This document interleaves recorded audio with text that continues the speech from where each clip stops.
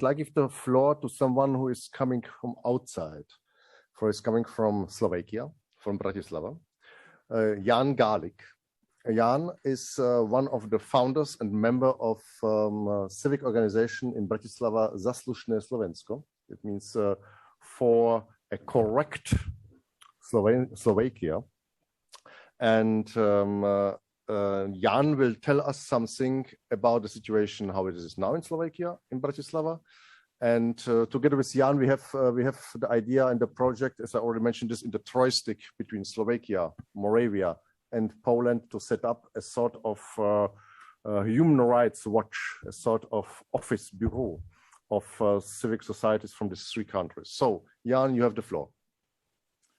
Thank you, David. Thank you very much.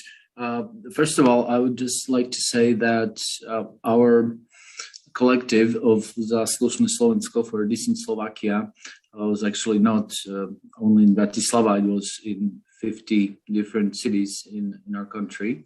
So that's an important thing to say.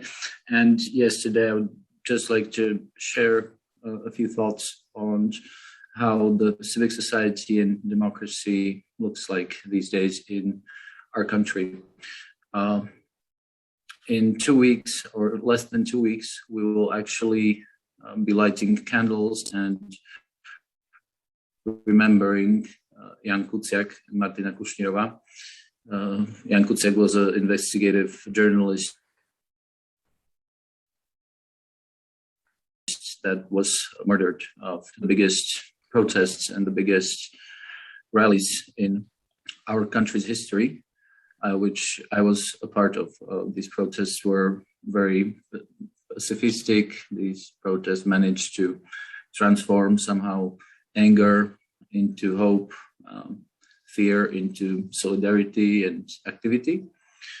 And 2 years ago, we experienced, or almost 2 years ago, the corona pandemic.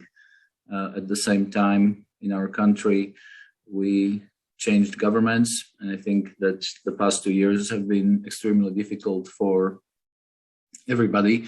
And I want to share something that's maybe not very positive, but I find it very important. We were expecting before that the civic society will get stronger and better, and that these values that we could see on the streets in 2018 of solidarity, of hope, of tolerance, of finding the truth, being truthful, that these values will grow.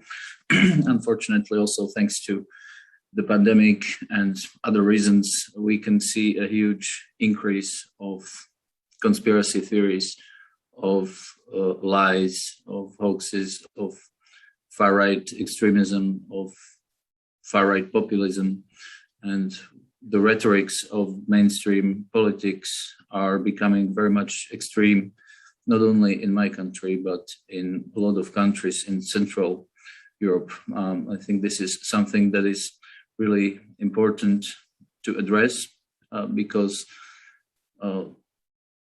populist and right-wing and extremist rhetorics have an influence on society that will be very hard to get rid of or to change. These kind of targeting of NGOs, of media during the pandemic, targeting actually scientists, doctors, and teachers is something that is extremely dangerous for the future generations, because maybe we can elect a different parliament or different politicians every 4 years, but this will stay with us in the society, in the civic society, for a really, really long time. So I just wanted to start maybe with this warning that the civic society is growing also on the undemocratic side, on the side that is feeling nostalgia towards Soviet Union, that is admiring authoritarian regimes around the world. And I think we have to take this threat very seriously. And one of the ways that we can combat this is to lead by example, to create international connections between NGOs, to cooperate on the level of cultural events, but also on the level of activism, which has always been connected with art and culture. I think today the battle of my generation is the battle for the values of the European Union.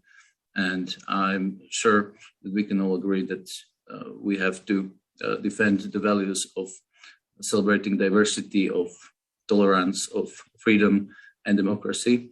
And my message is that these values are truly being threatened, and we have to work together to defend the democratic and free way of living. And I hope projects like these that are connecting different cultures, different interesting organizations, grassroots movements, cultural institutions are one of the ways that we can achieve this.